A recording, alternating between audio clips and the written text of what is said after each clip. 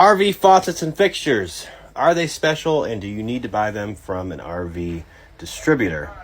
RV faucets from RV dealerships or the manufacturer are pretty spendy, and to be honest with you, the quality of them isn't always that great.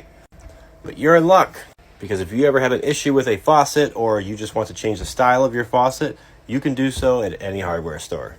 Because RV faucets, whether they be the sink faucet in the galley or the faucet in the bathroom, have the same hole spacing and most of the time the same fittings. Though you may need some adapters or supply lines, you can make pretty much any faucet you find at the hardware store work. The only place this really doesn't apply is going to be your your shower faucets are not always going to be the same.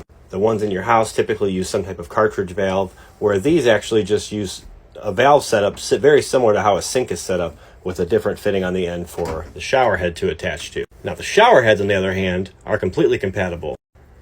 90% of the shower heads you find on hoses or just buying the shower head by itself at the hardware store are going to be the same exact thing that's going to fit on here. So you don't need to buy an RV specific shower head. You can buy that Moen shower head you've been looking for, anything like that.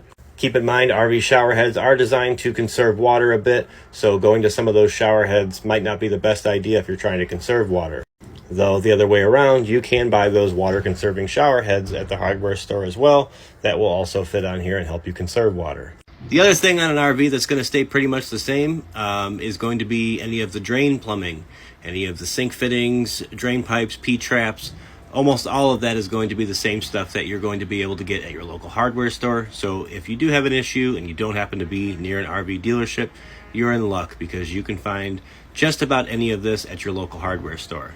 Some of the plumbing parts you won't find are going to be things like for your water heater and stuff like that, or maybe even your water pumps. The water pumps you can usually get at Farm and Fleet, Tractor Supply, or any of those places that sell agricultural goods.